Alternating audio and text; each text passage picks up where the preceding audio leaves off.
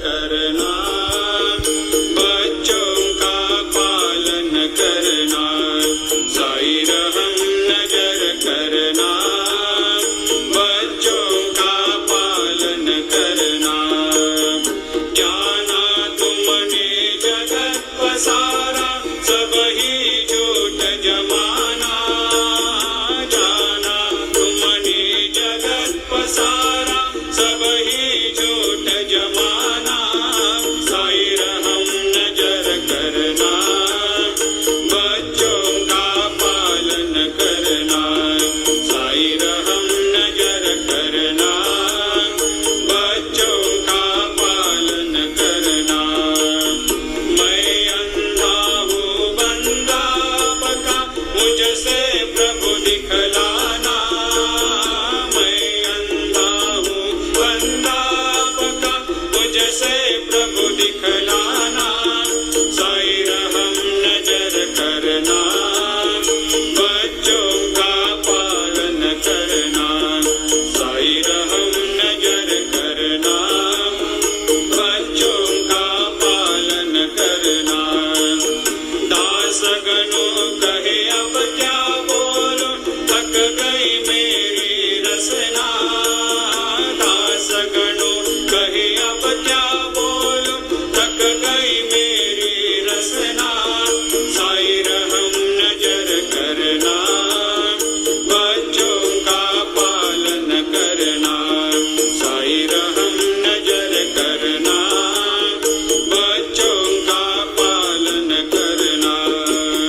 रहम नजर करो अब मोरे साई, तुम बिना नहीं मुझे माँ बाप भाई, रहम नजर करो मैं अंधा हूँ बंदा तुम्हारा, मैं अंधा हूँ बंदा तुम्हारा, मैं ना जानूं, मैं ना जानूं, मैं ना जानूं, अल्लाह इलाही, रहम नजर करो, रहम नजर करो अब मोरे साई, तुम बिना नहीं मुझे माँ बाप भाई, रहम नजर करो। खाली जमाना मैंने गवाया, खाली जमाना मैंने गवाया, साथिया कर का, साथिया कर का, साथिया कर का, किया न कोई, रहम नजर करो, रहम नजर करो अब मोरे साई, तुम बिना नहीं मुझे माँ बाप भाई, रहम नजर करो।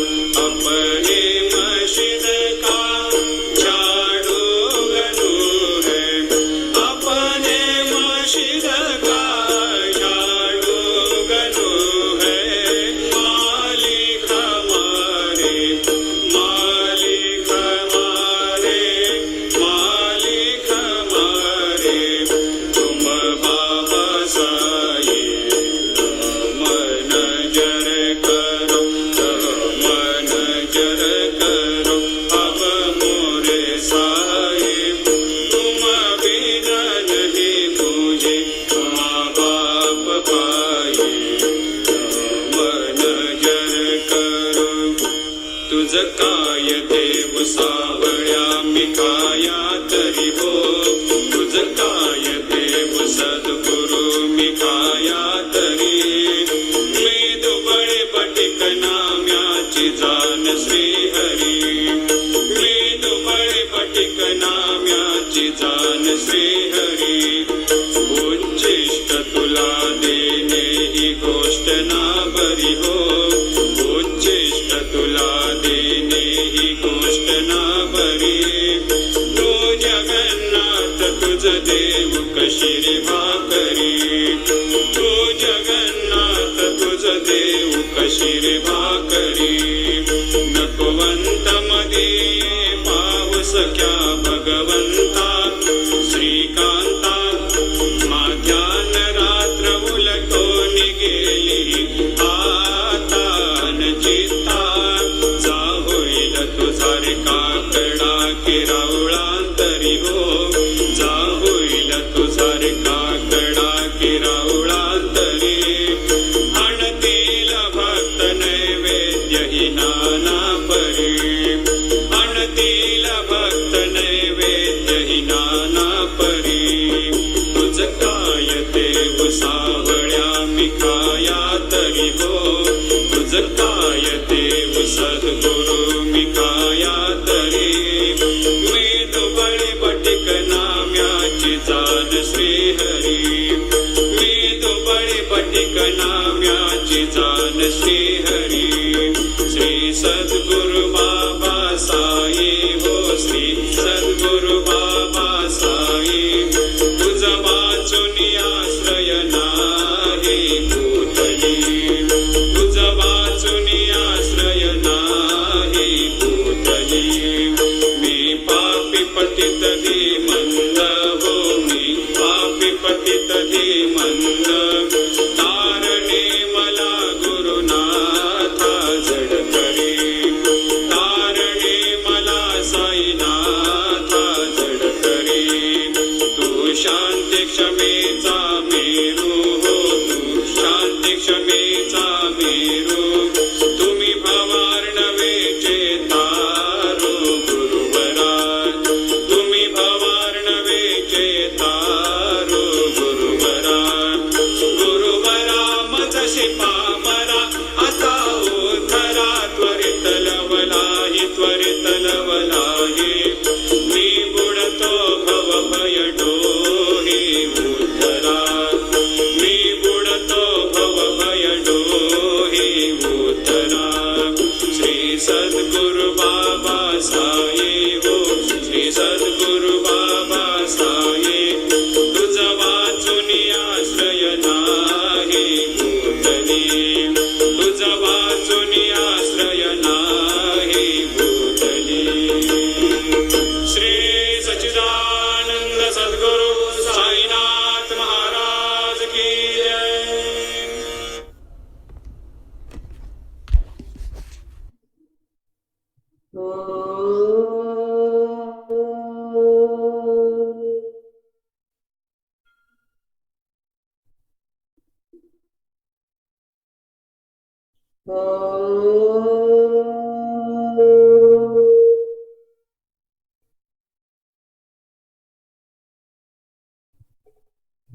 ॐ गणानां त्वा गणपतिगुं हवामहे कविं कवीनामुपमश्रवस्तमम् ज्येष्ठराजं ब्रह्मणां ब्रह्मणस्पत आन शृण्वन्नोतवेसेधसाधनम् प्रणो देवी सरस्वती वाजनीवती धेनामवित्रयवतु गणेशाय नमः सरस्वत्यै नमः श्रीगुरुभ्यो नमः हरि ओम. This evening we begin with Shri Sai Sathcharita Parayanam, Chapter 1. The story of grinding wheat and its philosophical significance. According to the ancient and revered custom, Hemadpanth begins the work Shri Sai Sathcharita with various salutations. First, he makes obeisance to the god Ganesha to remove all obstacles and make the work a success, and says that Shri Sai is God Ganesha himself. Then, to goddess Saraswati, to inspire him to write the work, and says that Shri Sai is one with this goddess and that he himself is singing his own life. Then to the gods Brahma, Vishnu, and Shankar, the creating, the persevering, and destroying deities, respectively, and says that Sainath is one with them, and he, the great teacher, will carry us across the river of worldly existence. Then, to his tutelary deity, Narayan Adinath, who manifested himself in Konkan, the land reclaimed by Parashurama, Ram in the Hindi version, and the sea, and to the Adi, the original Purush of the family. Then to the Bharadwaj Muni, into whose Gotra he was born, and also to various rishis, Yajnavalkya, Bhrugi, Parashar, Narad, Vedavyas, Sanak, Sanandan, Sanat Kumar, Shuka, Shaunak, Vishwamitra, Vashishta, Valmiki, Vamadev, Jaimini, Vaishampayan, Navayogendra, etc. And also modern saints such as Nivriti, Dhyanadev, Sopan, Muktabai, Janardhan, Eknath, Namdev, Tukaram, Kanha, and Narahari, etc. Then, to his grandfather Sadashir, Father Raghunath, his mother, and who left him in his infancy, to his paternal aunt, who brought him up, and to his loving elder brother. Then, to the readers and prayers to them to give their whole undivided attention to his work. And lastly, to his Guru, Shri Sainath, an incarnation of Shri Dattatreya, who is his sole refuge and who will make him realize that Brahma is the reality and the world an illusion, and incidentally to all beings in whom the Lord God dwells. After describing in brief the various modes of devotion according to Parashar, Vyasa, Shandilya, etc., the author goes on to relate the following story.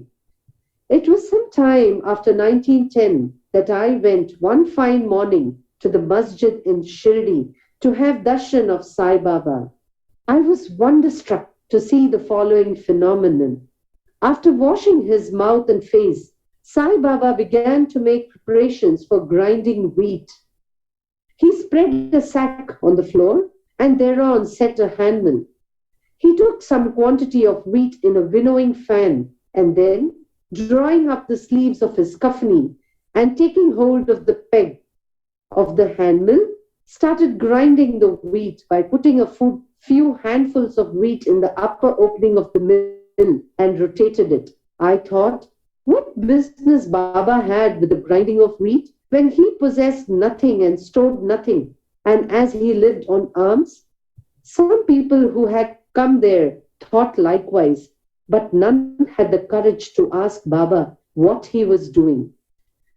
Immediately, this news of Baba grinding wheat spread into the village, and at once men and women ran to the masjid and flocked there to see Baba's act. 4 bold women from the crowd forced their way up and, pushing Baba aside, forcibly took the peg or handle into their hands and, singing Baba's leelas, started grinding. At first, Baba was enraged, and on seeing the women's love and devotion, he was much pleased and began to smile. While they were grinding, they began to think that Baba had no house, no property, no children, none to look after, and he lived on alms, and therefore he did not require any wheat flour for making bread or roti.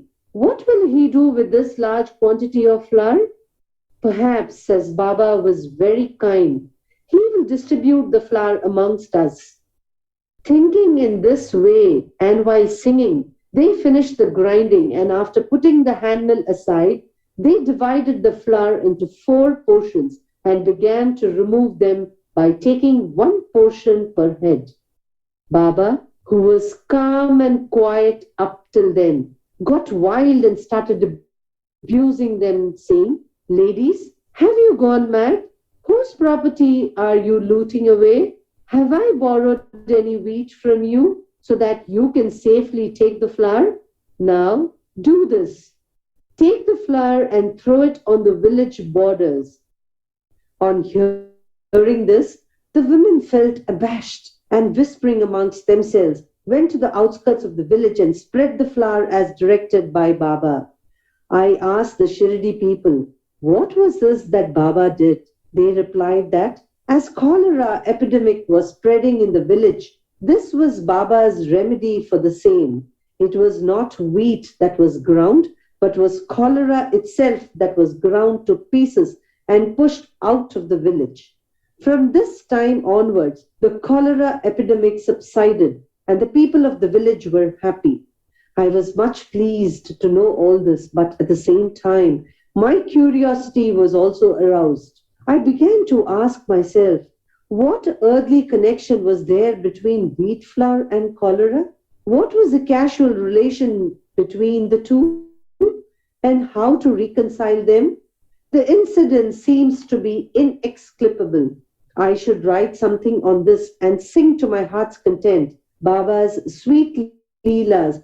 Thinking in this way about this Leela, my heart was filled with joy, and I was thus inspired to write Baba's life, the Sai Sathcharita. And as we know, with Baba's grace and blessings, this work was successfully accomplished. The philosophical significance of grinding.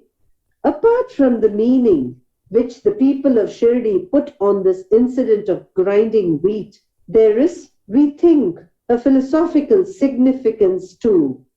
Baba lived in Shirdi for about 60 years, and during this long period, he did the business of grinding almost every day, not, however, wheat alone, but the sins, the mental and the physical afflictions, and the miseries of his innumerable devotees. The two stones of his mill consisted of karma and bhakti, the former being the lower one and the latter the upper one.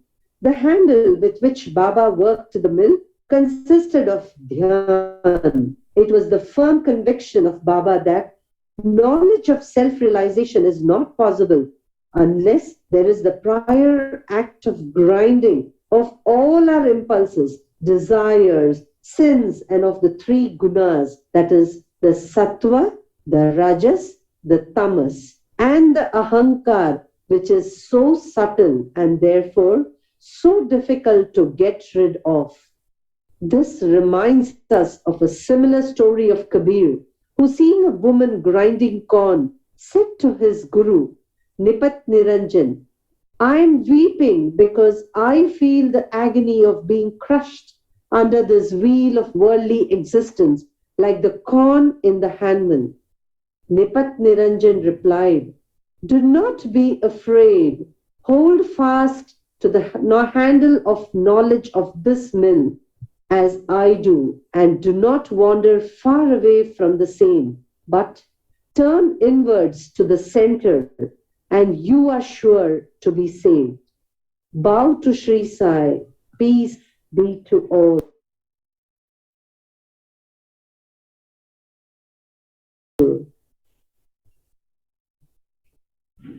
Om Shri Sai Ram.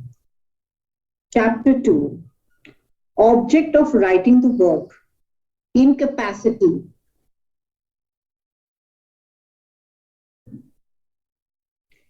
Incapacity and boldness in the undertaking, or discussion conferring significant and prophetic title of Hemadpanth, necessity of a guru.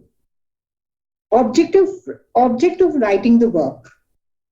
In the last chapter, the author mentioned in the original Marathi book that he would state the reason that led him to undertake the work and about the persons qualified to read the same and such other points. Now, in this chapter, he starts to tell the same object of writing the work. In the first chapter, I described Sai Baba's miracle of checking and destroying the cholera epidemic by grinding wheat and throwing the flour on the outskirts of the village. I heard other miracles of Sai Baba to my great delight, and this delight burst forth into this poetic work. I also thought that the description of these miracles of Sai Baba would be interesting and instructive to his devotees and would remove their sins. And so I began to write the sacred life and teachings of Sai Baba. The life of the saint is neither logical nor dialectical. It shows us the true and great path. Incapacity and boldness in undertaking the work. Hemadpanth thought that he was not a fit person to undertake the work. He said, "When I do not know the life of my intimate friend, nor do I know my own mind, then how can I write the life of a saint or describe the nature of incarnations, which even the Vedas were unable to do? One must be a saint himself before he could know other saints. Otherwise, how can I describe their glory?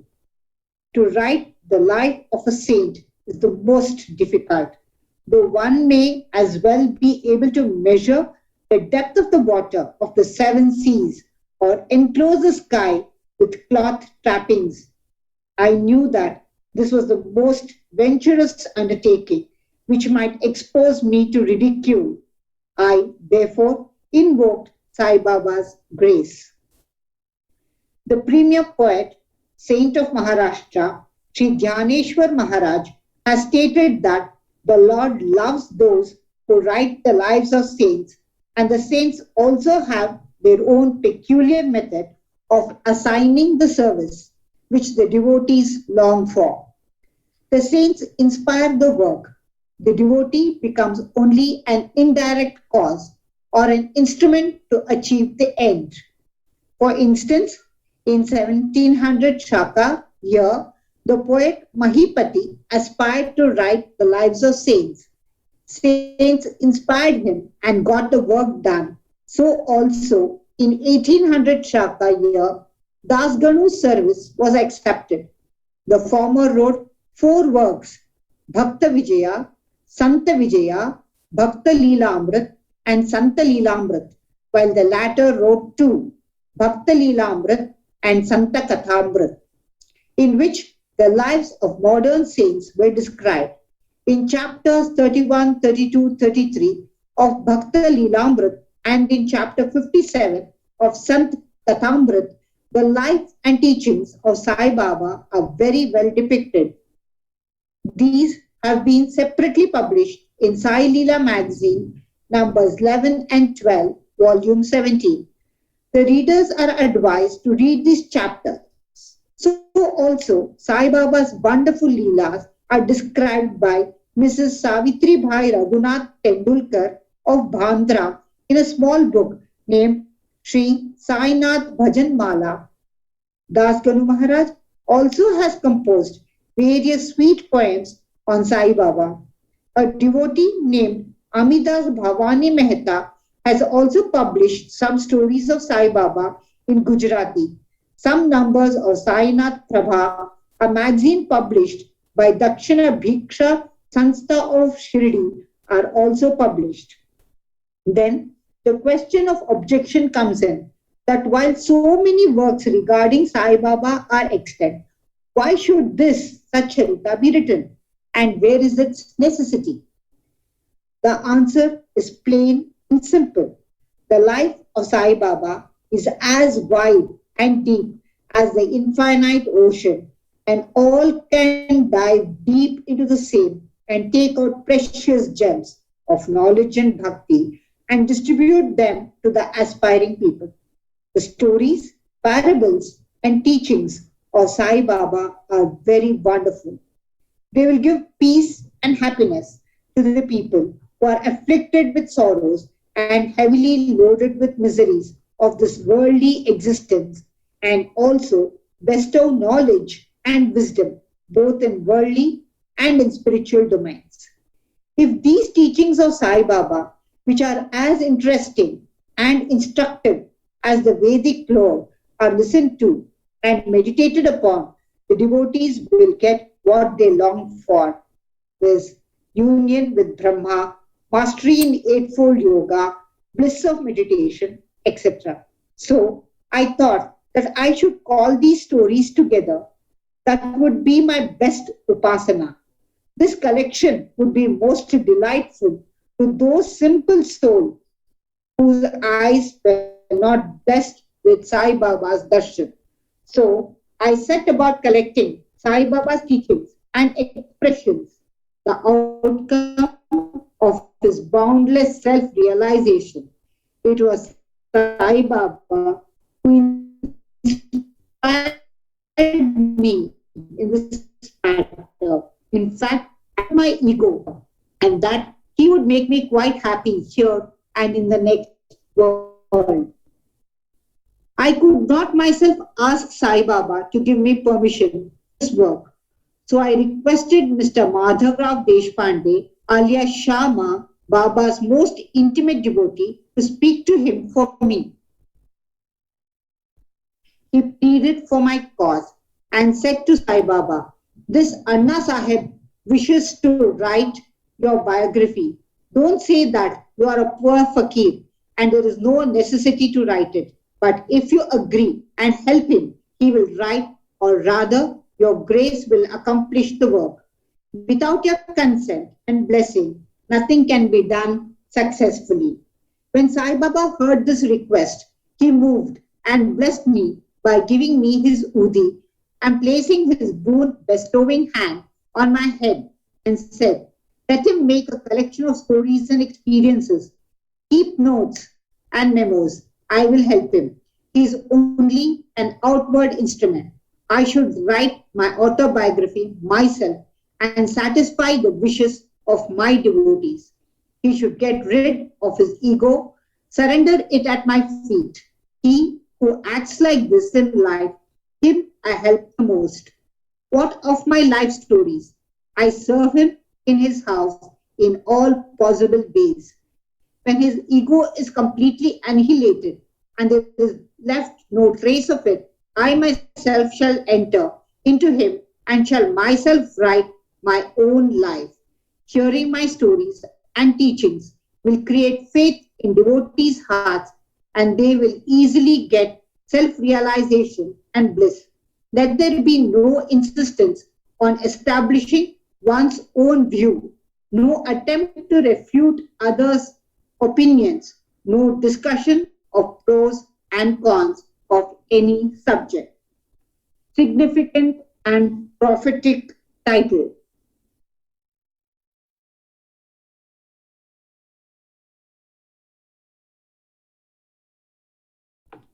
The word discussion put me in mind of my promise to explain the story of my gift, the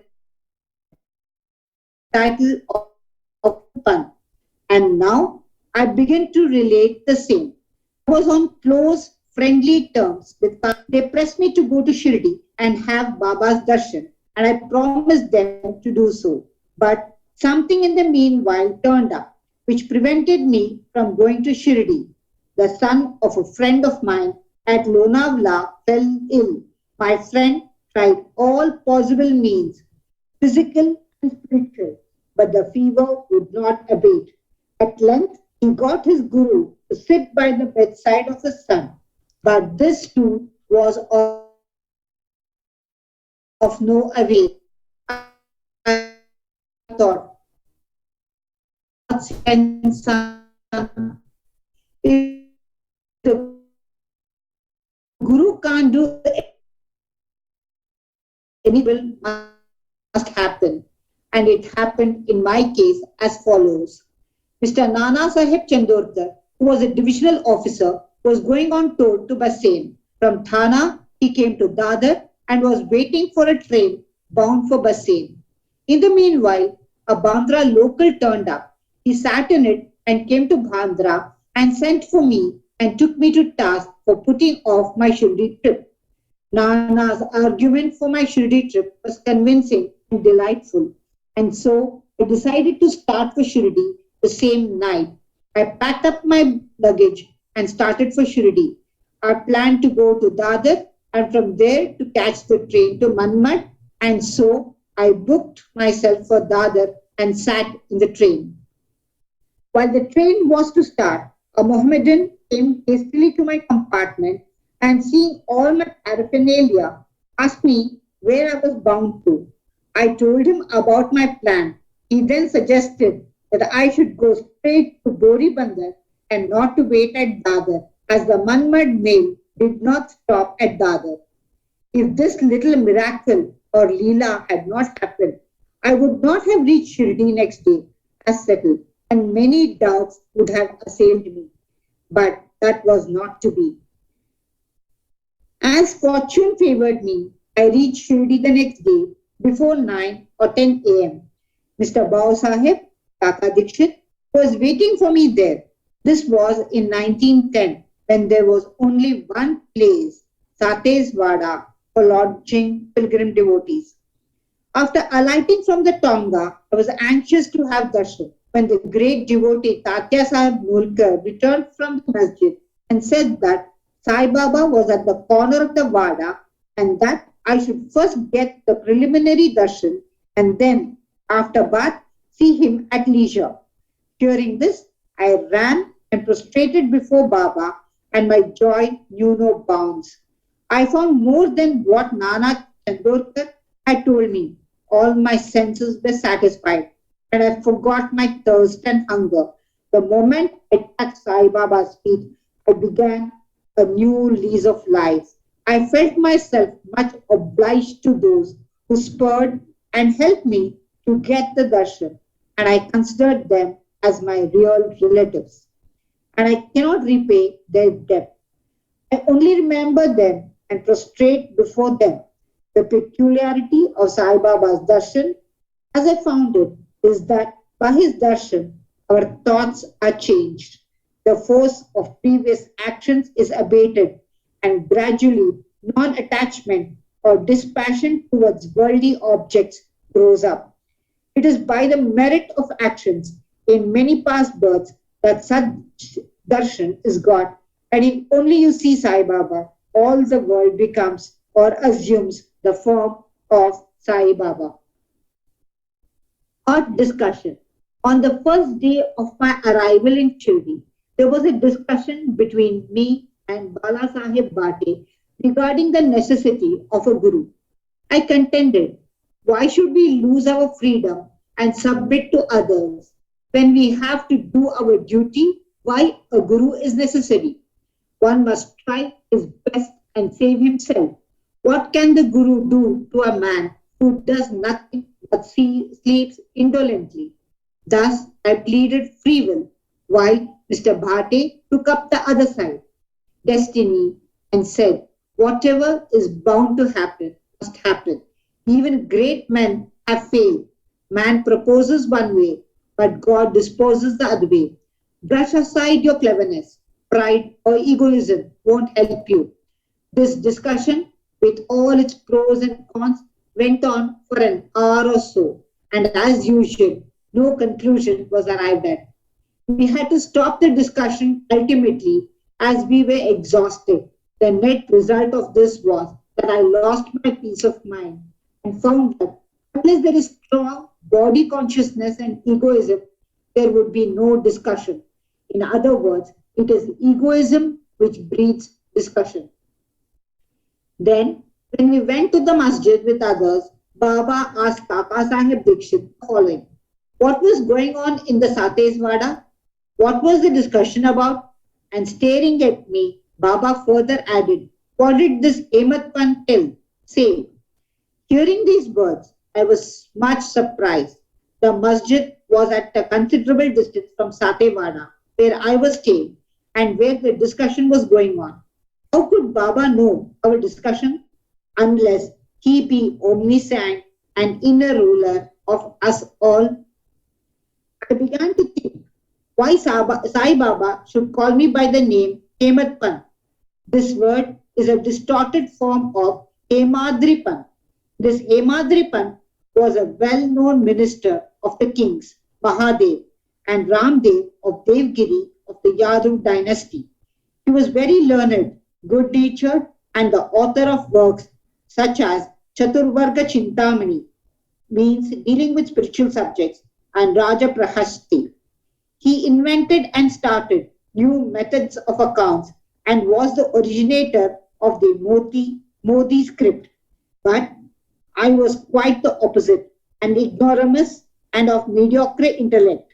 Should I could not understand why the name or title was conferred upon me, but thinking seriously upon it, I thought that the title was a dart to destroy my ego, so that I should always remain meek and humble.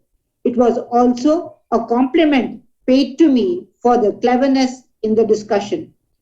Looking into the history, we think that Baba's word, calling Mr. Dabolkar by the name Hemadpanth, was significant and prophetic, as we find that he looked after the management of Sai Sansthan very intelligently, kept all the accounts nicely, and was also the author of such a good work, Sai Sathcharita, which deals with such important and spiritual subjects as dhyan, bhakti, dispassion, self-surrender, and self-realization.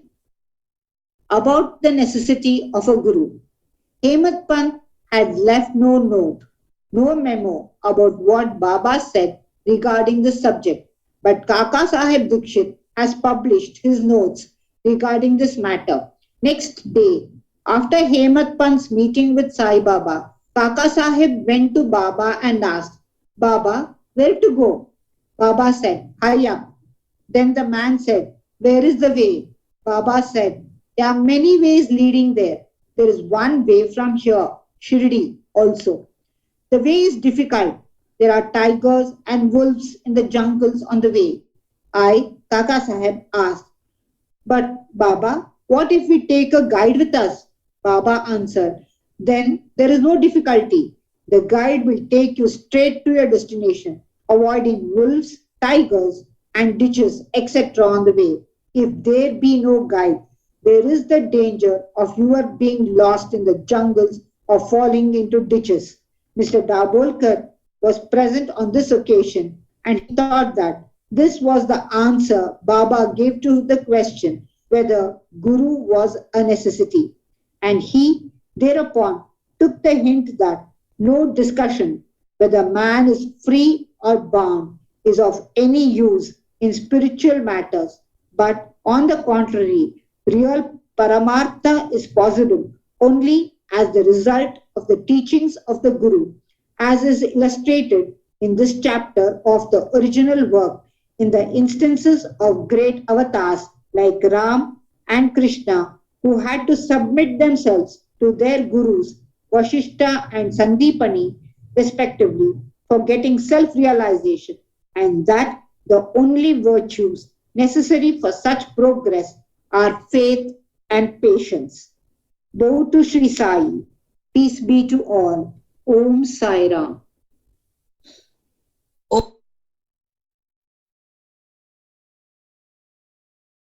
Om Shri Sai Ram. Chapter 3. Sai Baba's Sanction and Promise. Assignment of work to devotees. Baba's stories as beacon light. His motherly love. Rohila's story. His sweet and nectar-like words. Sai Baba's Sanction and Promise. As described in the previous chapter, Sai Baba gave his complete assent to the writings of Satcharita and said, I fully agree with you regarding the writings of Satcharita. You do your duty. Don't be afraid in the least. Steady your mind and have faith in my words. If my leelas are written, the avidya will vanish, and they are attentively and devotedly listened to. The consciousness of the worldly existence will abate, and strong waves of devotion and love will rise up. And if one dives deep into my leelas, he would get precious jewels of knowledge. Hearing this, author was much pleased, and he at once became fearless and confident, and thought that the work was bound to be success. Then, turning to Shama Madhavrao Deshpande, Sai Baba said, if a man utters my name with love, I shall fulfill all his wishes, increase his devotion. And if he sings earnestly my life and my deeds, him I shall beset in front and back and on all sides. Those devotees who are attached to me, heart and soul, will naturally feel happiness when they hear these stories. Believe me that if anybody sings my Leelas, I will give him infinite joy and everlasting contentment. It is my special characteristics to free any person who surrenders completely to me and who does worship me faithfully and who remembers me and meditates me constantly. How can they be conscious of worldly objects and sensations, who utter my name, who worship me, who think of my stories and my life, and who thus always remember me? I shall draw out my devotees from the jaws of death. If my stories are listened to, all the disease will be got rid of. So hear my stories with respect and think and meditate on them, assimilate them. This is the way of happiness and contentment. The pride and egoism of my devotees will vanish. The mind of the hearer will be set at rest. And if it has wholeheartedly and complete faith, it will be one with supreme consciousness. The simple remembrance of my name as Sai, Sai will do away with sins of speech and hearing. Different works assigned to devotees. The Lord entrusts different works to different devotees. Some are given the work of building temples and mats or ghats on rivers. Some are made to sing the glories of God. Some are sent on pilgrimages. But to me was allotted the work of writing the Satcharita.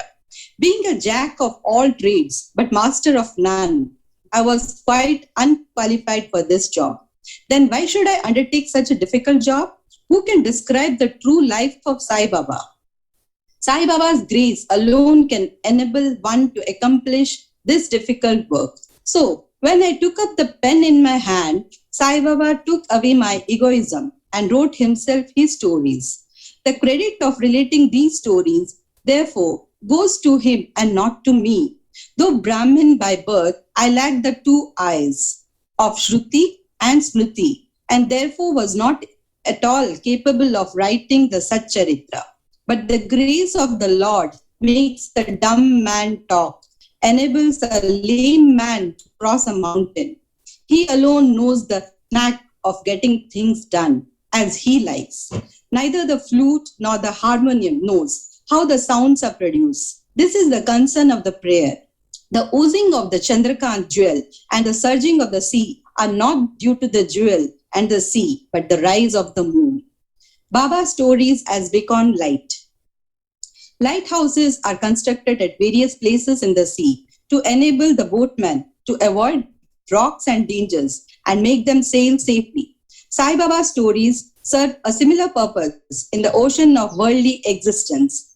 They surpass nectar in sweetness and make our worldly path smooth and easy to traverse. Blessed are the stories of the saints. When they enter our hearts through the ears, the body consciousness or egoism and the sense of duality vanish. And when they are stored in the heart, doubts fly out to all sides. Pride of the body will fail and wisdom will be stored in abundance. The description of Baba's pure faith and the hearing of the same with love will destroy the sins of the devotee, and therefore this is the simple sadhana for attaining salvation. The sadhana for Krita age was Samadhana. For Treta age, sacrifice.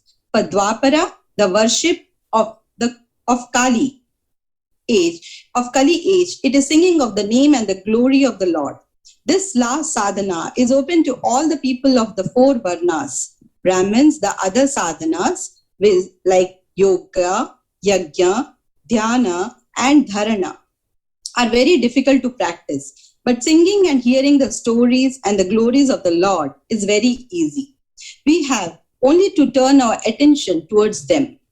The listening and singing of these stories will remove the attachment to the senses and their objects and will make the devotees dispassionate and will ultimately lead them to self-realization. With this end in view, Sai Baba made me or helped me to write his stories, Satcharitaram. The devotees may now easily read and hear the stories of Sai Baba, and while doing so, meditate on him, his form, and thus attain devotion to Guru and God, get detachment and self-realization.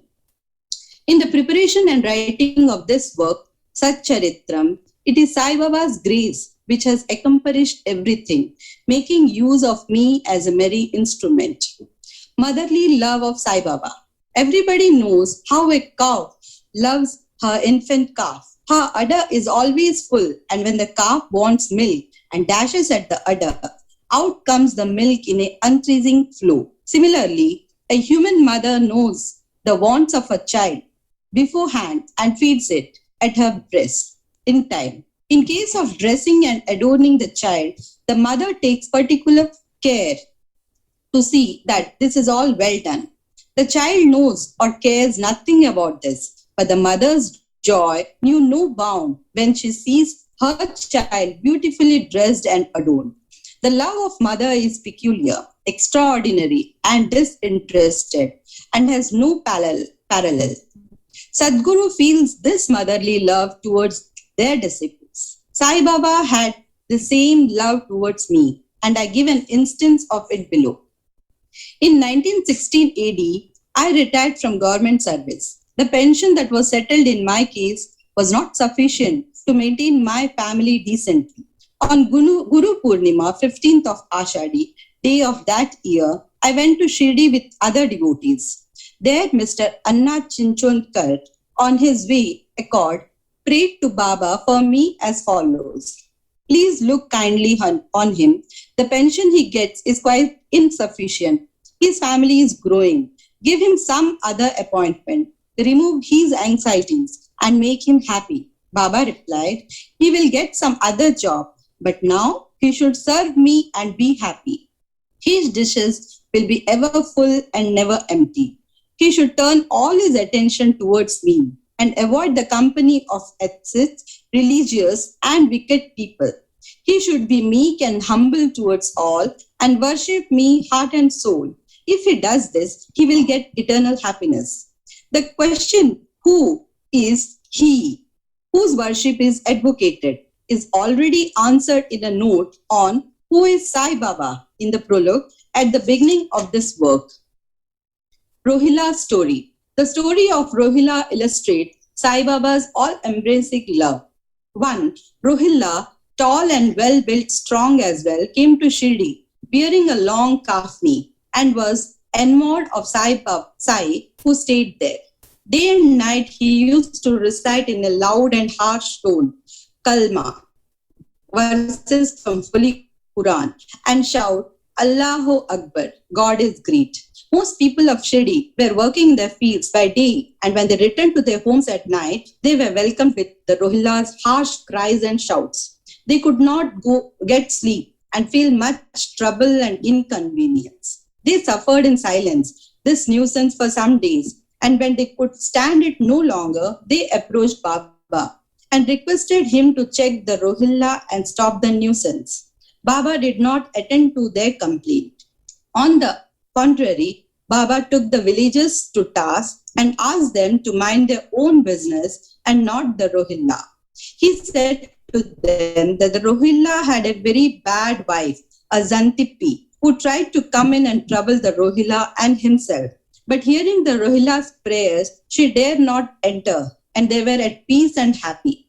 In fact, the Rohilla had no wife, and by his wife, Baba meant Durbuddhi, that is bad thoughts. As Baba liked prayers and cries to God better than anything else, he took the side of Rohilla and asked the villagers to wait and suffer the nuisance, which would abate in due course. Baba, sweet and nectar-like words. One day, at noon after the Aarti, devotees were returning to their lodgings when Baba gave the following beautiful advice. Be wherever you are. Do whatever you choose. Remember this well, that all what you do is known to me. I am the inner ruler of all and seated in their hearts. I envelop all creatures, the movable and immovable world. I am the controller, the wire puller of the show of this universe. I am the mother origin of all beings, the harmony of three gunas, the propeller of all senses, the creator, the preserver, and destroyer.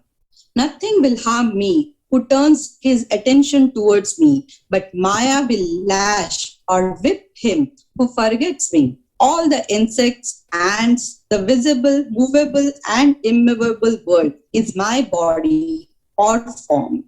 Hearing these beautiful and precious words, I at once decided in my mind to serve no man henceforward, but my Guru only. But the reply of Baba to Anna Chinchanikar query, which was really mine, that I would get some job, began to revolve in my mind, and I began to think whether it would come to happen. As future events showed, Baba's words came true, and I got a government job. But that was of short duration. Then I became free and solemnly devoted myself to the services of my Guru Sai Baba. Before concluding this chapter, I request the readers to leave out the various hindrances, that is, indulgence, sleep, wandering of mind, attachment to senses, etc., and turn their whole and undivided attention to these stories of Sai Baba. Let their love be natural. Let them know the secret of devotion. Let them not exhaust themselves by other sadhanas. Let them stick to this one simple remedy, that is, listening to Sai Baba stories. This will destroy their ignorance and will secure them from salvation. A miser may stay at various places, but he always thinks of his buried treasures. So let Sai Baba be enthroned in the hearts of all. In the next chapter, I shall speak of Sai Baba's advent in Shirdi. Go to Sai, Shirdi Sai, peace be to all.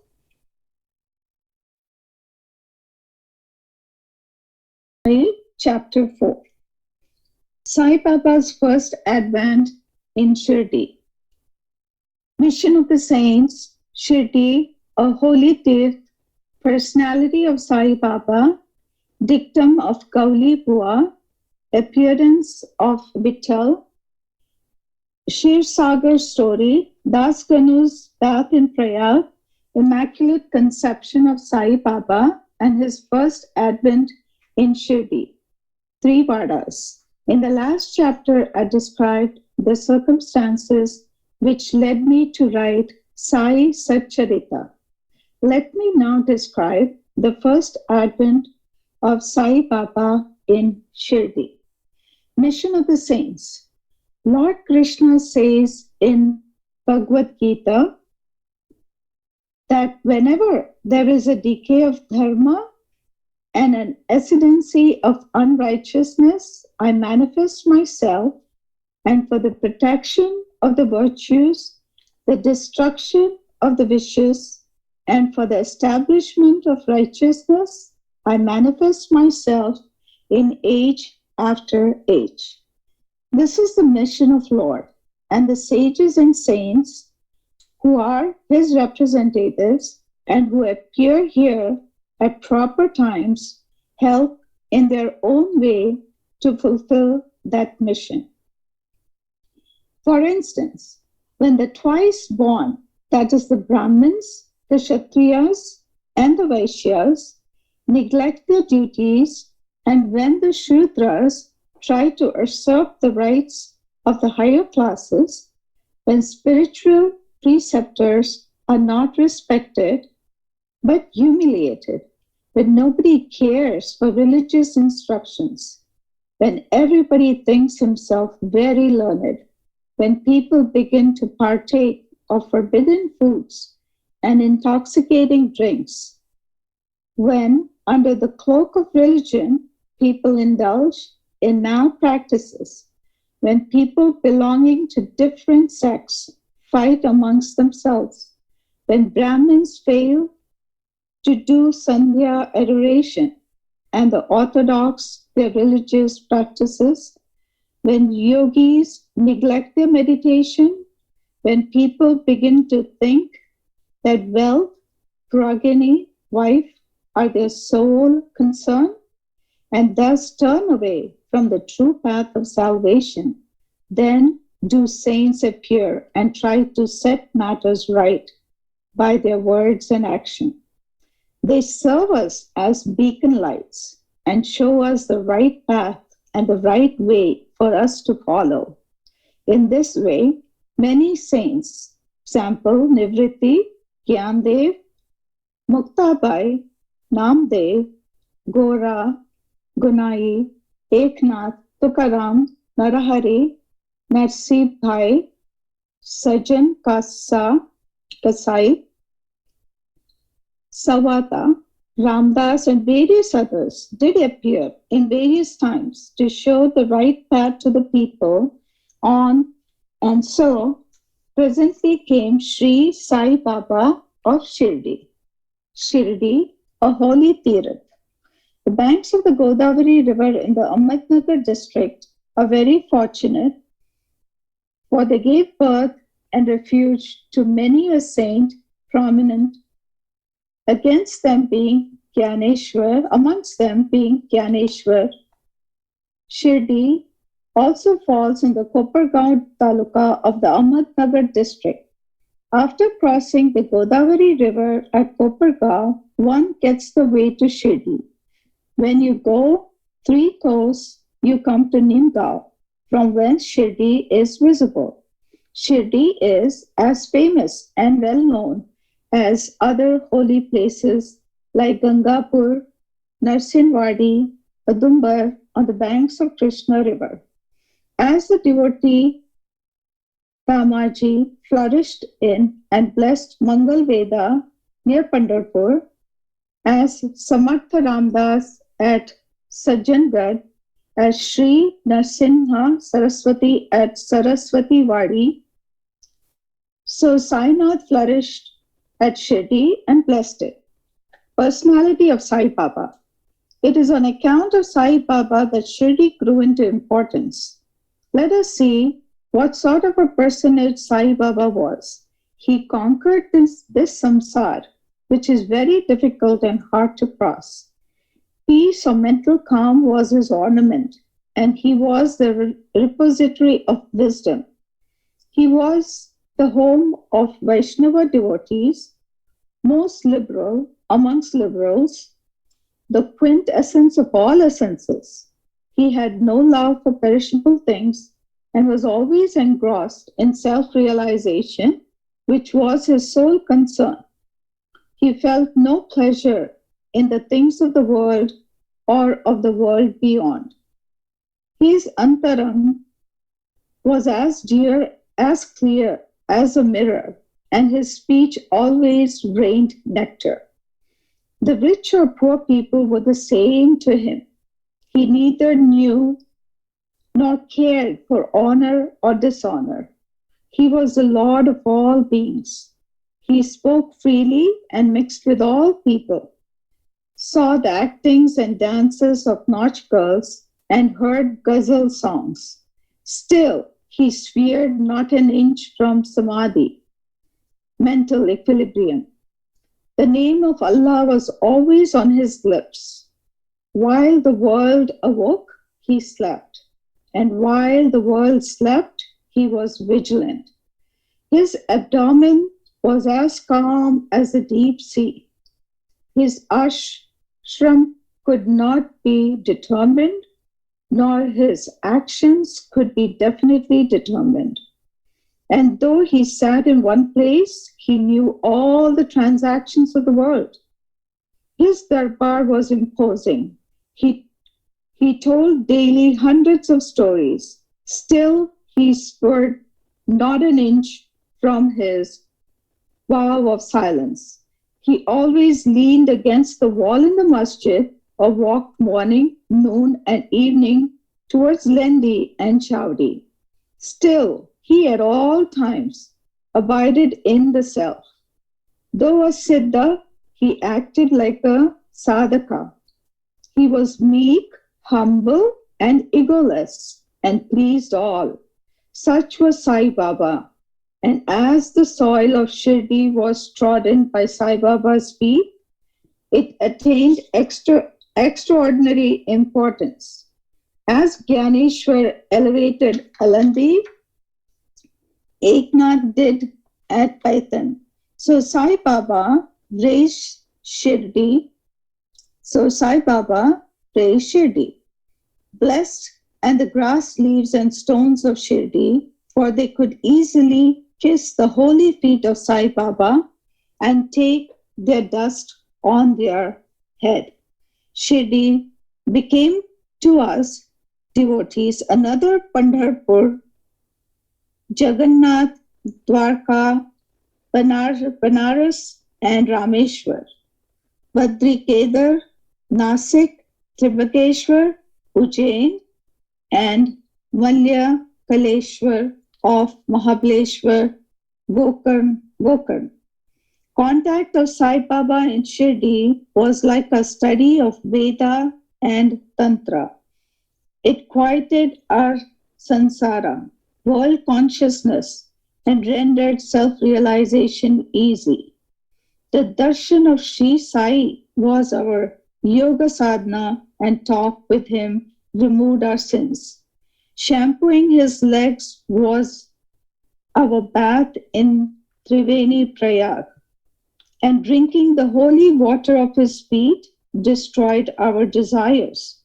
To us, his commands were Vedas, and accepting his Udi and Prasad was all purifying. He was our Sri Krishna and Sri Rama, who gave us solace, and he was our Parabrahma. He was himself beyond the pair of Dvandvas, never dejected nor elated. He was always engrossed in his self as existence, knowledge, and bliss. Shirdi was his center, but his field of action extended far wide to Punjab, Calcutta, North India, Gujarat, Dhaka, and Konkan. Thus, the fame of Sai Baba spread far and wide, and people from all parts came to take his darshana and be blessed. By mere darshana, minds of people, whether pure or impure, would become at once quiet. They got here the same sort of unparalleled joy that devotees got at Pandharpur by seeing Vitthal Rakhmai. This is not an exaggeration. Consider what a devotee says in this respect. Dictum of Gauli Bua. An old devotee by name Gauli Bua, aged about 95 years, was a Varkari of Pandari. He stayed 8 months at Pandharpur and 4 months Ashada to Kartik, July through November, on the banks of the Ganges. He had an ass with him for carrying his luggage and disciple as his companion. Every year he made his wari or trip to Pandharpur and came to Shirdi to see Sai Baba, whom he loved most. He used to stare at Baba and say, "This is Pandarinath, Vitthal incarnate, the merciful Lord of the poor and helpless." This Gauli Bua was an old devotee of Vithoba and had made many trips to Pandari, and he testified that Sai Baba was real Pandarinath. Vitthal himself appeared. Sai Baba was very fond of remembering and singing God's name. He always uttered Allah Malik, God is Lord, and in his presence made others sing God's name continuously day and night for 7 days. This is called Nama Saptaha. Once he asked Daskanu Maharaj to do the Nama Saptaha. He replied that he would do it, provided he was assured that Vitthal would appear at the end of the 7th day. Then Baba, placing his hand on his breast, assured him that certainly Vitthal would appear, but that the devotee must be earnest and devout. The Dankapuri of Thakurnath, the Pandari of Vittal, the Dwarka of Ranchod is here, Shirdi. One need not go far out to see Dwarka. Will Vittal come here from some outside place? He is here. Only when the devotee is bursting with love and devotion, Vittal will manifest himself here in Shirdi. After the Saptah was over, Vittal did manifest himself in the following manner. Kakasaheb Dikshit was as usual sitting in meditation after the bath, and he saw Vittal in a vision. When he went at noon for Baba's darshana, Baba asked him point blank, "Did Vittal Patil come? Did you see him? He is a very trying fellow. Catch him firmly, otherwise he will escape if he be a little inattentive." This happened in the morning, and at noon there was another Vittal darshana. One hawker from outside came there for selling 25 or 30 pictures of Vithoba.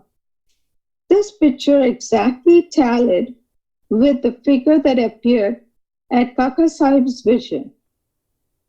On seeing this and remembering Baba's words, Kaka Sahib Dikshit was much surprised and delighted. He bought one picture of Vithoba and placed it in his shrine for worship. Bhagwant Rao Shirsagar story. How fond was Baba for Vittal worship was illustrated in Bhagwant Rao Shirsagar story. The father of Bhagwant Rao was a devotee of Vithoba and used to make wadis to Pandharpur. He also had an image of Vithoba at home, which he worshipped. After his death, the son stopped everything, the wadi, the worship, and Shraddha ceremony, etc. When Bhagwant Rao came to Shirdi, Baba, on remembering his father, at once said, "His father was my friend, so I dragged him here. He never offered Nevedya, offering a food, and so he starved Vittal and me. So I brought him here. I shall remonstrate him now and set him to worship." Das Kanu's bath in Prayag. The Hindus think that a bath in the holy Tirth of Prayag, where the Ganges and Yamuna meet, is very meritorious, and thousands of pilgrims go there at periodical times to have the sacred bath there. Once, Das Kanu thought that he should go to Prayag for a bath and came to Baba to get his permission for doing so. Baba replied to him, "It is not necessary to go so long. A Prayag is here, believe me." Then, wonder of wonders, when Das Kanu placed his head on Baba's feet, out came or flowed streams of Ganga Yamuna water from both the toes of Baba. Seeing this miracle, Das Kanu was overwhelmed with feelings of love and adoration and was full of tears. Inwardly, he felt inspired, and his speech burst forth into a song in praise of Baba and his Leelas. Immaculate Conception of Sai Baba and his first advent in Shirdi. Nobody knew the parents' birth or birthplace of Sai Baba. Many inquiries were made. Many questions were put to Baba and others regarding these items, but no satisfactory answer or information has yet been obtained. Practically, we know nothing about these matters. Namdev and Kabir were not born like ordinary mortals. They were found as infants in mother of pearls, Namdev being found on the bank Bhimrati river by Gonai and Kabir on the bank Bhagrati river by Tamil. Similar was the case with Sai Baba. He first manifested himself as a young lad of 16 under a neem tree in Shirdi for the sake of bhaktas.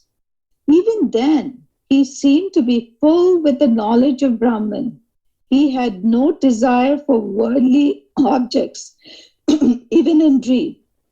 He kicked out Maya and Mukti, was serving at his feet. One old woman of Shirdi, the mother of Nana Chopkar, described him thus: "This young lad, fair, smart, and very handsome, was first seen under the neem tree, seated in an asan. The people of the village were wonderstruck to see such a young lad practicing hard penance, not minding heat and cold. By day, he associated with none. By night, he was afraid of nobody. People were wondering and asking whence this young chap had turned up. His form and features were so beautiful that a mere look endeared him to all. He went to nobody's door, always sat near the neem tree. Outwardly, he looked very young, but by his action, he was really a great soul. He was the embodiment of dispassion and was an enigma to all. One day it so happened that God Khandoba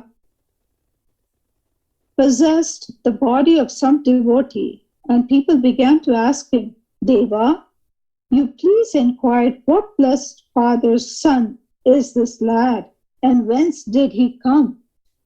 God Khandoba asked them to bring a pickaxe and dig in a particular place. When it was dug, bricks were found underneath a flat stone. When the stone was removed, a corridor was seen in which 4 samais were burning.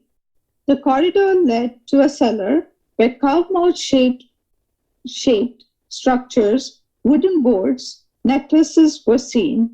Khandoba said, "This lad practiced penance here for 12 years. Then the people began to question the lad about this.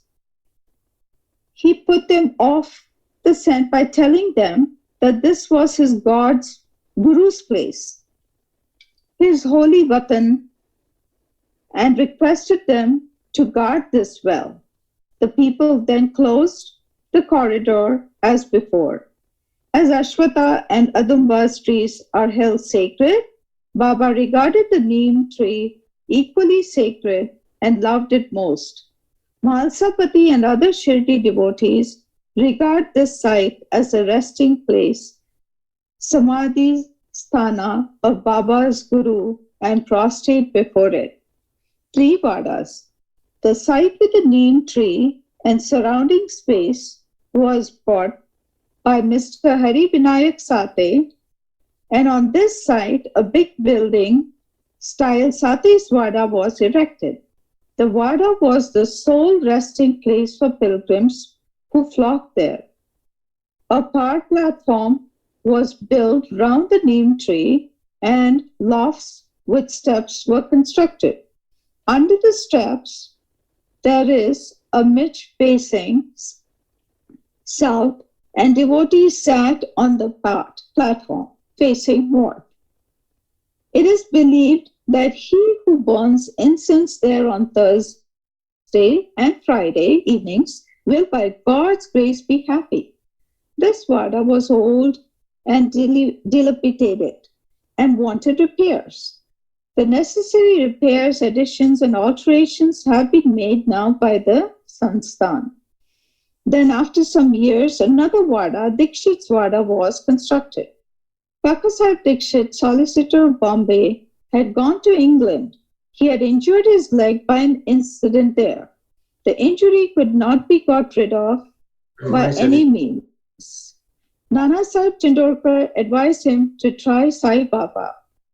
So he saw Sai Baba in 1909-80 and requested him to cure rather the lameness of his mind than that of his leg. He was so much pleased with the darshan of Sai Baba that he decided to reside in Shirdi. So he built a vada for himself and other devotees. The foundation of this building was laid on 10/12/1910. On this day, two other important events took place. Number one, Mr. Dada Sahib Kaparde was given permission to return home, and two, the night aarti in Chavdi was commenced. The vada was complete and was inhabited on the Ram Navami day in 1911 AD with due rites and formalities. 3. Then another vada or palatial mansion was put up by the famous millionaire Mr. Booty of Nagpur. Lots of money was spent on this building, but all the amount was well utilized. As Sai Baba's body is resting in this vada, which is now called the Samadhi Mandir, the site of the mandir had formerly a garden which was watered and looked after by Baba. 3 vadas thus sprang up where there was none formerly. Of these, Sati's vada was most useful to all in the early days. The story of the garden attended to by Sai Baba with the help of Vaman Tatya, the temporary absence of Sai Baba from Shirdi, and his coming again to Shirdi with the marriage party of Chand Patel, the company of Devi Das, Janki Das, and Gangadhar, Baba's wrestling match with Mohuddin Tamboli, residence in Masjid, love of Mr. Dangle and other devotees, and other incidents will be described in the next chapter. Bow to Shri Sai, peace be to all. Om Shri Sai Namaha. Chapter 5. Baba's return with Chand Patil's marriage party, welcomed and addressed as Sai. Contact with other saints, his attire and daily routine, the story of Padukas, wrestling both with Mohiuddin, and change in life, turning water into oil, pseudo Guru Jawahar Ali. Return with Chand Patil's marriage party. As hinted in the last chapter, I shall now describe first how Sai Baba returned to Shirdi after his disappearance. They lived in the Aurangabad district in a village called Dhoop, a well-to-do Mohammedan gentleman by name Chand Patil. While he was making a trip to Aurangabad, he lost his mare. For 2 long months, he made a diligent search but could not get no trace of lost mare. After being disappointed, he returned from Aurangabad with a saddle on his back. After traveling 4 kos and half, he came on the way to a mango tree at the foot of which sat a fakir. He had a cap on his head, wore kafni, and had a satka under his arm, and he was preparing to smoke a chilim. On seeing Chand Patil pass by, he called out to him and asked him to have smoke and to rest a little. The queer fellow or fakir asked him about the saddle. Chand Patil replied that it was of his mare, which was lost some time back. The fakir asked him to make a search in the nala close by. He went, and the wonder of the wonders, he found the mare there. He thought that this fakir was not an ordinary man, but an awliya. He returned to the fakir with the mare. The chilim was ready for being smoked, but 2 things were waiting: fire to light the pipe and water to wet the chapi, through which smoke is drawn up. The fakir took his prong and thrust it forcibly into the ground, and out came a live ember, which he put on the pipe. Then he dashed the satka on the ground, from where water began to ooze. The chapi was wetted with that water, then wrung out and wrapped around the pipe. Thus, everything being complete, the fakir smoked the chilim and then gave it also to Chand Patil. On seeing all this, Chand Patil was wonderstruck. He requested the fakir to come to his home and accept his hospitality. Next day, he went to Patil's house and stayed there for some time. Patil was a village officer of Dhoop. His wife's brother's son was to be married and the bride was from Shirdi. So Patil made preparations to start for Shirdi for the marriage. The fakir also accompanied the marriage party. The marriage went off without any hitch. The party returned to Dhruv except the fakir who stayed back in Shirdi and remained there forever. How the fakir got the name Sai? When the marriage party came to Shirdi, it alighted at the foot of banyan tree in Bhagat Mahalsapati's field near Khandoba's temple. The carts were loosened in the open courtyard of Khandoba's temple, and the members of the party descended one by one, and the fakir also got down. Bhagat Mahalsapati saw the young fakir getting down and accosted him, Ya Sai. Others also addressed him as Sai. Then and thenceforth he became Sai Baba. Contact with other saints. Sai Baba began to stay in a deserted masjid. One saint named Devidas had been living in Shirdi for many years before Baba came there. Baba liked his company. He stayed with him in the Maruti temple, in the Chavdi, and for some time lived alone. Then came another saint by name Janaki Das.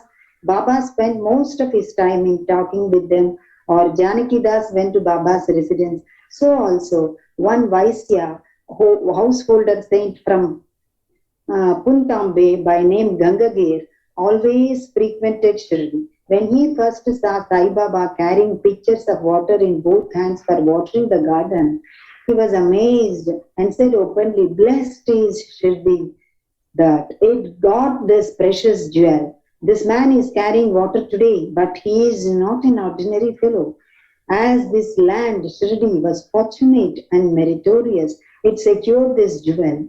So also one famous saint by name Anandanath of Yavala Math, a disciple of Akkalkot Maharaj, came to Shirdi with some people. When he saw Sai Baba, he said openly, This is precious diamond reality. Though he looks like an ordinary man, he is not a gar, but a diamond. You will realize this is the near future. Saying this, he returned to Evala. This was said while Sai Baba was an youngster. Baba's dress and daily routine. In his young days, Sai Baba grew the hair on his head, never had his head shaved. He dressed like an athlete. When he went to Rahata, 3 miles from Shirdi, he brought with him small plants of marigold, jai and jui, and after cleaning them, he planted and watered them. A devotee by name Vaman Tatya supplied him daily with 2 unbaked earthen pitchers. With these, Baba himself used to water the plants. He drew water from the well and carried the pitchers on his shoulders. In the evening, the pitchers were kept at the foot of the neem tree. As soon as they were placed there, they broke as they were made of mud and not baked. Next day, Tatya supplied 2 fresh pitchers. This course went on for 3 years. And with Sai Baba's toil and effort, there grew a garden. On this site at present stands the big mansion, Samadhi Mandir of Baba, which is now frequented by so many devotees. The story of Padukas means footprints under the neem tree.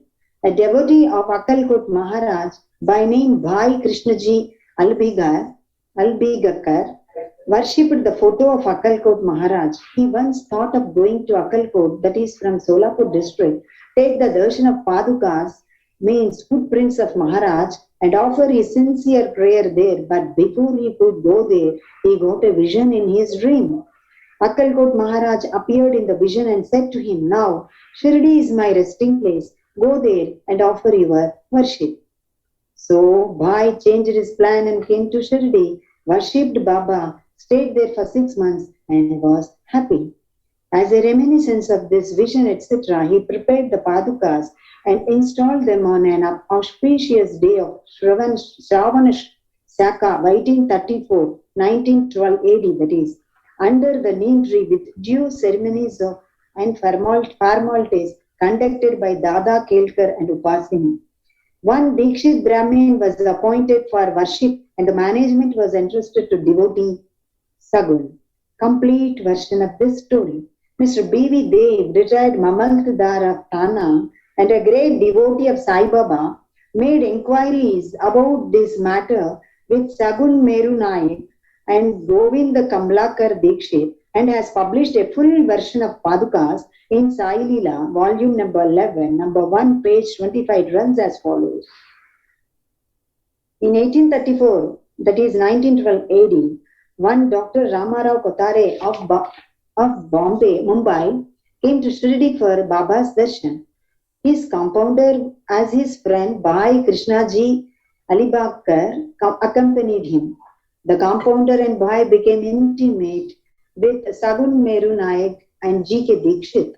While discussing things, these persons thought that there must be some memorial of Sai Baba's first advent at Shirdi and his sitting under the holy neem tree.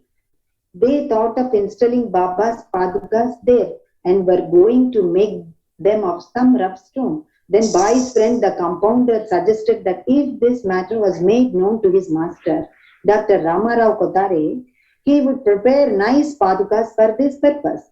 All liked this proposal and Dr. Kotare was informed of it. He came to Shirdi and drew a plan of the Padukas. He went to Upasini Maharaj in Kandoba's temple and showed him his plan.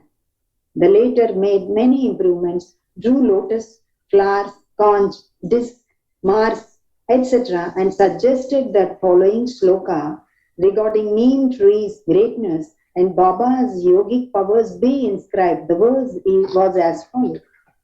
Tada nimba vrukshaya mooladivasa sudhastravinam tiktamapriyam tam tarum kalpa vrukshadikam sadhyantam namamishwaram sadgurum sainatham.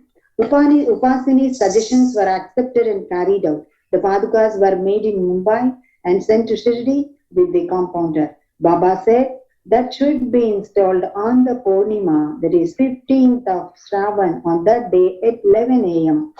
G.K. Dikshit brought them on his head from Kandoba's temple to the Dwarka Mai in a procession. But Baba touched the Padukas, saying that these are the feet of the Lord, and asked the people to install them at the foot of the neem tree.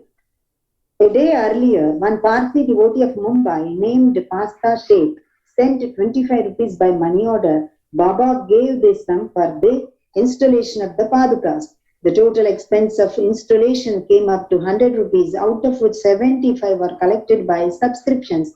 For the first 5 years, G.K. Dikshit worshipped the Padukas daily, and then this was done by Lakshman Kancheshwar Jakhadi. In the first 5 years, Dr. Kotare sent 2 rupees per month for lighting the lamp, and he also sent the railing around the Padukas. The expense of bringing the railing from the station to Shirdi, that is 780, that is presently 7 rupees 50 paisa, and roofing was paid by Saguna Meru Naik. Now Jakadi, that is Nana Pujari, does the worship, and Sagun Meru Naik offers the Naivedya and lights the evening lamps. Bhai Krishnaji was originally a devotee of Akkalkot Maharaj. He had come to Shirdi at the installation of Padukas in 1834 on his way to Akkalkot. He wanted to go to Akkalkot after taking the darshan of Baba. He asked Baba's permission for this. Baba said, "Oh, what is there in Akkalkot? Why do you go there? The Maharaj of that place is here, myself." Hearing this, Bhai did not go to Akkalkot. He came to Shirdi off and on after the installation of Padukas. Mr. Devi Dev concluded that Hemadpanth did not know these details. Had he known them, he would not have failed to depict them in his Satcharita. Wrestling bout with Mohiuddin Tamboli and change in lifestyle. To return to other stories of Baba, there was a wrestler in Shirdi by name Mohiuddin Tamboli. Baba and he did not agree on some points and both had a fight. In this, Baba was defeated. Thenceforth, Baba changed his dress and mode of living. He donned kafni, wore a langot, that is waistband, and covered his head with a piece of cloth. He took a piece of sackcloth for his bed and was content with wearing torn and worn out rags. He always said that Poverty is better than kingship, far better than lordship. The Lord is always brother of the poor. Gangagir was also very fond of wrestling. Once while he was wrestling, a similar feeling of dispassion descended over him, and at the proper time he heard the voice of an adept saying that he should wear out his body playing with God. So he too gave up samsara and turned towards God realization. He established a mutt on the banks of the river near Kuntambe and lived there with his disciples. Sai Baba did not mix and speak with the people. He only gave answers when he was questioned. By day, he always sat under the neem tree, sometimes in the shade of babul tree near the stream on the outskirts of the village. In the afternoon, he used to walk at random and go at times to Neemgam. There, he frequented the house of Bala Saheb Dengle. Baba loved Mr. Bala Saheb. His younger brother, named Nana Saheb, had no son, though he married a second wife. Bala Saheb sent Nana Saheb for taking darshan of Sai Baba, and after some time, with his grace, Nana Saheb got a son.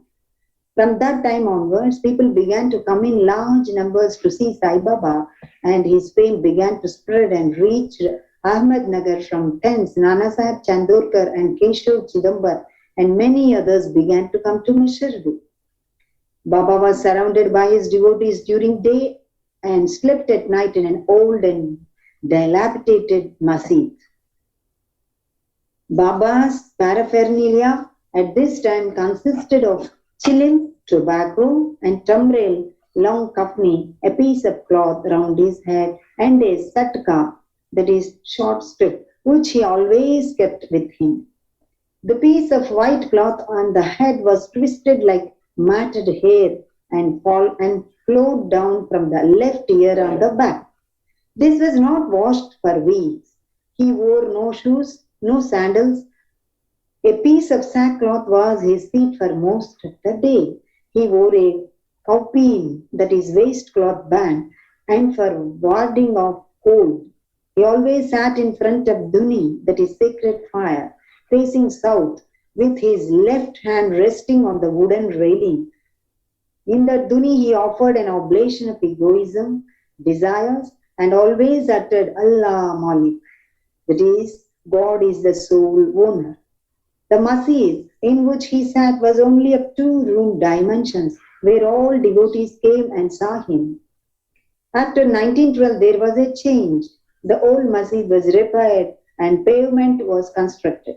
Before Baba came to live in this masjid, he lived for a long time in the place Takiya, where with gungru, that is small bells, tied on his ankles, Baba danced beautifully and sang with tender love. Turning water into oil. Sai Baba was very fond of lights. He used to borrow oil from shopkeepers and keep lamps burning the whole night in the masjid and temple. This went on for some time. The Baniyas, who supplied oil gratis, once met together and decided not to give oil. When, as usual, Baba went to ask for oil, they all gave him a distinct reply, no. Unperturbed, Baba returned to the masjid and kept the dry wicks in the lamps. The Baniyas were watching him with curiosity. Baba took the tamrail, which contained very little, that is few drops of oil, put water into it and drank it, and then forced it out to fall into the container.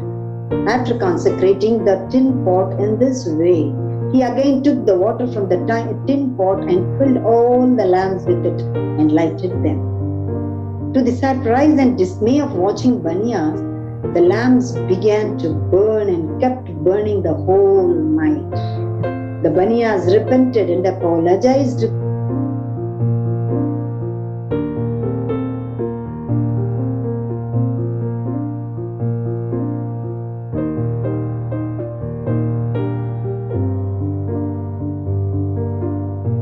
The Baba forgave them and asked them to be more truthful in future. The pseudo-guru Jawahar Ali. 5 years after the wrestling bout above mentioned one fakir from Ahmednagar by name Jawahar Ali came to Rahta with his disciples and stayed in the Bakhal, that is spacious room, near Veerabhadra temple. The fakir was learned, could repeat the whole Quran and had a sweet tongue. Many religious and devout people of that village came to him and began to respect him. With the help of the people, he started to build an Eidgah, that is a walled enclosure in which Mohammedans pray on the Eid day. Near the Veerabhadra temple, there was some quarrel about this affair, on account of which Jawahar Ali had to leave Rahta. Then he came to Shirdi and lived in the masjid with Baba. People were captured by his sweet talk and he began to call Baba his disciple. Baba did not object and consented to be his chela, that is, disciple.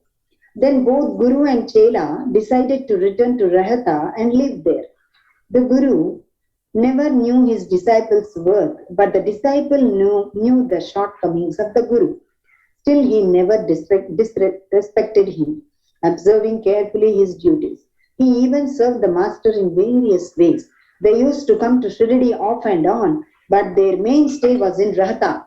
The loving devotees of Baba in Shirdi did not like the Baba should stay away from them in Rahta. So they went in a deputation to bring Baba back to Shirdi. When they met Baba near the Eidgah and told the purpose for which they came, Baba said to them that the fakir was an angry, ill-tempered fellow. He would not leave him and that they should better go to Shirdi without him before the fakir returned. While they were thus talking, the fakir turned up and was very angry with them for trying to take away his disciple. There was some hot discussion and altercation, and it was finally decided that both the Guru and Chela should return to Shirdi. And so they returned and lived in Shirdi. But after a few days, the Guru was tested by Devidas and he was found wanting. 12 years before Baba arrived in Shirdi with the marriage party, this Devidas, aged about 10 or 11 years, came to Shirdi and lived in the Maruti temple. Devidas had fine features and brilliant eyes, and he was dispassionate, incarnate, and a dhyani. Many people, namely Tatyakote, Kashinath, and others regarded him as their guru. They brought Jawahar Ali in his presence, and in the discussion that followed, Jawahar was worsted and fled from Shirdi. He went and stayed in Bijapur and returned after many years to Shirdi and prostrated himself before Sai Baba. The delusion that he was Guru and Sai Baba, his chela, was cleared away, and as he repented, the Sai Baba, his chela was cleared away, and as he repented, the Sai Baba treated him with respect. In this case, Sai Baba showed by his conduct how one should get rid of egoism and do the duties of a disciple to attain the highest end, namely self-realization. This story is told here according to the version given by Mahalsapati, a great devotee of Baba. In the next chapter, Ramanavami festival, the masjid, its former condition and later improvement in it, etc. will be described. Go to Shri Sai. Peace be to all. Sai Ram. Samasta loka sukhino bhavantu. Samasta loka sukhino bhavantu. Samasta loka. Sai Ram. Aarati Sai Natha Kaliyugi Vidhata Janaki Bhaktagana Kali Devi Ramana Devi Ramana Aarati Sai Natha Tribhuvan Jari Vyapile Dashamuli Rahimi Omkar Sai Natha Sarva Sankati Karune Aarati Sai Natha Dahi Manam Rupa Ite Jane Rupa Agad Aisi Leela मोक्ष मिळे आपोआप, मिळे आपोआप. आरती साईनाथा. फकीर दिसती जरी सत्यानी अवतारी, माऊली परब्रह्म छत मायेचे घरी, मायेचे घरी. आरती साईनाथा. घालीन लोटा गणवंदे चरण, डोळ्याने पाहीन रूप तुझे, प्रेमे आलिंगन आनंदे पूजिन, भावे वाणीन म्हणे तमा. त्वमेव माता पिता त्वमेव, त्वमेव बंधू सखा त्वमेव, त्वमेव विद्या द्रविणं त्वमेव, त्वमेव सर्वं मम देव देवा. कायेन वाचा मनसेन्द्रिये वा बुद्ध्यात्मना वा प्रकृति स्वभावेन करोमि यद्यत् सकलं परस्मै नारायणायेति समर्पयामि.